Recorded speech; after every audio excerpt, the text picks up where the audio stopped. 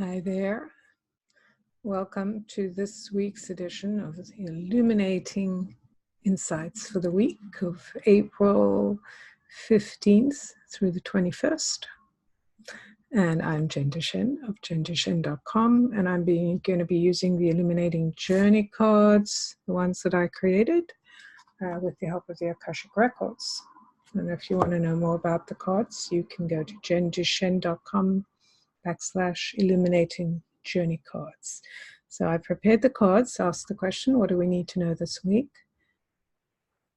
And let's see what the cards have to offer. I will say that this week we do have a full moon on the 19th in Libra. It's the second Libra moon. So we had a Libra full moon in March, and now we have a Libra full moon in April at 29 degrees. It's the other end of Libra. Which is about balancing and coming to terms with our relationship with ourselves and the world outside. So let's see what the cards have to offer. First card is the 12 card. And of course, it's fascinating because we're in a 12 year, and this card has come up a couple of times. So what this is saying to me, I'm just trying to get this so you can see the card without the reflection. So what this is saying to me is this idea of, here's this figure looking at kind of this arc of knowledge, of learning, of what's in books, studying, and there's a sense of the figure looking at this information in a new way. It's almost like I feel like this figure, or that is you or me or any of us, right? We're looking at this experience and we're going, I have to absorb this knowledge that I need in order for me to go to a new place. Like I'm preparing for a journey. It looks like this figure is on a journey, right? On a pilgrimage. And going to bring forward knowledge, bring forward wisdom in a new way, because wisdom is knowledge that has been activated or used. Like when we take the ideas in our head and we actually apply them in our lives, that's when we actually embody wisdom. So that's what this card is kind of saying right now. It's this idea that I'm looking at all this information that's out there. I'm recognizing there are a lot of things out there, a lot of beliefs, there's a lot of stories, there's a lot of gathered information, there's a lot of remembrance or bringing into this moment, this stuff. And this is my journey now. And so I have to choose what I'm looking at, what am I focusing on, what am I reading, what knowledge is coming to me, because I don't know if you can see it, but there's like flying letters and all kinds of, so the idea is we have all this information available to us, but what are we paying attention to? What are we using to discern and decide and help guide us through this time we're in? Like, what knowledge are we resting on? What are we trusting? And so there's a sense of kind of release and enjoyment too. You know, there's this idea of being at peace with what you've chosen to follow. So let's see what card number 2 is. And that's the 13. So interesting, we have 12 and now 13. So one card follows the other, and these are soul portals. So they have messages inside. And the way these cards work is not only do they work with your individual intuition, as all cards should, but they don't have any preset ideas about what they necessarily mean. So you can find something different from what I'm saying. And every time I read them, I see something different depending on what the question is or what the situation is. So here, the 13, I feel like it just continues this idea, this theme of here is this person, you, me, all of us, right, going on a journey. We're going on a pilgrimage, and then here it is. This is the pilgrimage. Here is the kind of world that we're entering now. That is, there's a lot of movement, a lot of shake-up, and it feels like the this unicorn is dancing with the dragon, you know, dancing, tossing up pearls of wisdom, pearls of what is up in the world. There's fire, there's phoenix. So we know we're going through transformation. And this card is telling us this is the journey, right? The journey is the transformation. It's like we have to see this world we're in that may feel kind of scary or difficult or challenging, but we must see it as this journey to experience life, to be going through an experience and to see things through these eyes of joyful compassion, right? That we have the option to experience this everything we're experiencing through these eyes of what is being created and what is dying. So there's the cycle that we're being drawn into, that some things are dying and we've got to just let it go, and some things are being born and we need to focus on what it is we're creating, but also of the joyful aspect of being in creation.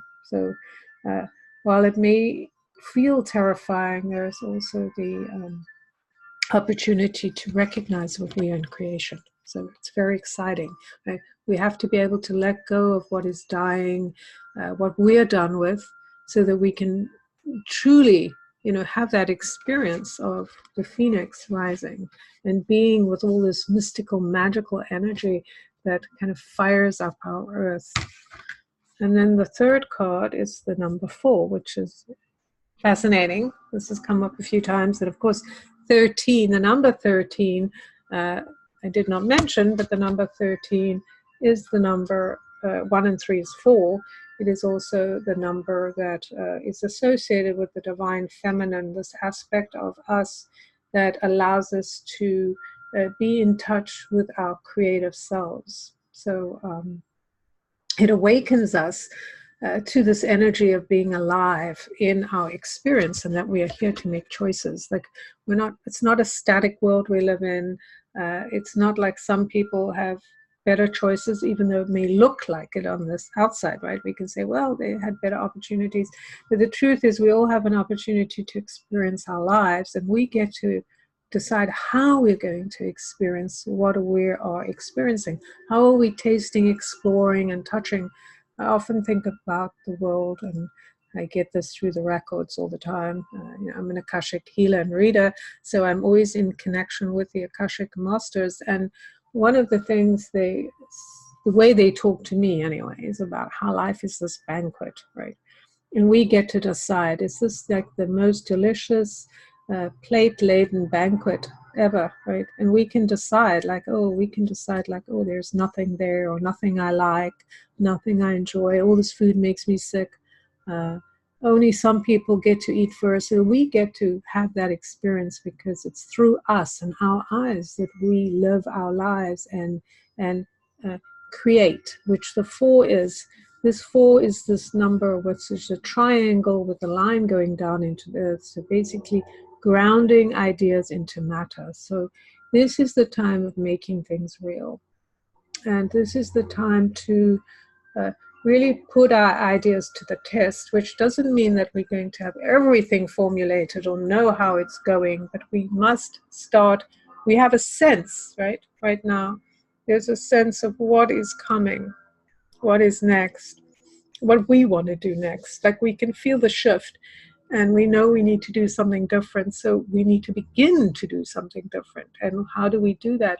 We go to this idea of what insight, or what is inspiring us, what is moving us, what is connecting us, and kind of connecting that and kind of grounding that and say, well, how does that look? Like, what action do I need to take now?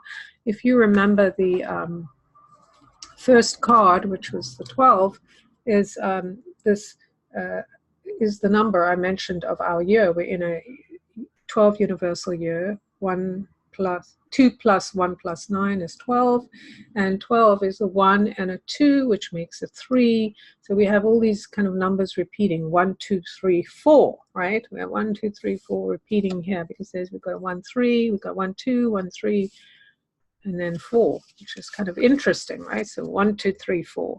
And the 1, 2, 3 is like that step-by-step way of being first we connect to who we are, then we connect to whatever is out in the world, whatever we need to do to make that connection, to bring these ideas into fruition. And then we have this idea of we've got to create foundations, systems, organization. We've got to organize ourselves for doing what we need to bring. If we have a big idea, or even a small idea, like if you decide you're going to make a piece of jewelry, you have to, like, what is the method? You're going to make a meal. You've got to kind of go, okay, what's the recipe? What are the ingredients I need? Or what is my piece of jewelry going to look like? What do I need? And go gather that and kind of organize your workspace and get everything ready. Well, this is the same kind of thing. That's organizing, right? That's putting things in place. That's kind of marking the territory to lay the foundation. It's the four corners of a building. It creates this foundation of something new, and that is what we're being called to do. So it's very exciting that we have this 1, 2, 3, 4 happening here. So I get the sense that as we begin, like this is this kind of contemplation, but it's not just contemplation, it's awareness, it's awakening. We're awakening to the things that are shifting and changing in our world. And we are seeing knowledge with a new eye. We're being given information we didn't know we had, and realizing things, or needing to learn things, or put things to the test, and go through this idea of, how are we going to take this journey? As we begin, kind of we're setting the tone for how we're taking this journey. Yes, it's challenging, it's difficult, but still remember, we have the creativity and the support to focus on what we believe in. So if we believe in peace and nonviolence, then we must follow through on that, right? Like, we mustn't be violent if we don't believe in violence. Like, that's it. Or if we believe things need to be a certain way, or we believe this is how we create joy and connectivity, then we must go out and connect with people. Go out and connect with what we are bringing into being. And here is this foundation. What does that look like when we begin to build that connection? We begin to connect with other people in peaceful ways, or go and make things that will kind of bring our voices out into the world in a very formal way, in a sense. Like, this is what I'm establishing. So we're establishing new things, because old establishments are dissolving, and so this is all new, and so we are the ones that are bringing this together. And so not only is it a beautiful thing, but it's an opportunity, right? We get an opportunity to bring our voices, our truth, into the world in a whole new way. So that's a very exciting promise of this week. So it feels like, even though there's going to be things happening that might shock us or confuse us, is to remember, right? What is it that you're taking from this knowledge, from what you're seeing out in the world, from what you're experiencing? What are you taking? What knowledge are you receiving and bringing in and taking on your journey? How are you approaching all of this experience, right? Because this is an experience, and you get to decide how you're going to experience, and who you're going to experience it with, and what your focus is, right? Are you focusing on the pearls? Are you focusing on what's dying? The choice is yours. And then here, whatever you're doing, you're beginning to start to bring that foundation into the world. So focus on breathing, connecting to what is true for you, and what that means to you, and how you're going to put it out there in the world. How are you going to represent what you believe in a actual way, right? Whether it's through speaking, through creating, through connecting. So hopefully that makes sense to you. Leave me a comment. Let me know how this lands, if you saw something I didn't. And like and subscribe to my channel. I do these weekly readings. And if you want to know more about me, jenduchene.com. I've just launched a new group. It's a monthly group at a low fee if you're interested in knowing more. Soul Pillow Salon. I have it on my website, jenduchene.com. /soulpillowsalon. And I'll put all the links below so you can read them and go check them out if you want. Thank you. Have a beautiful week.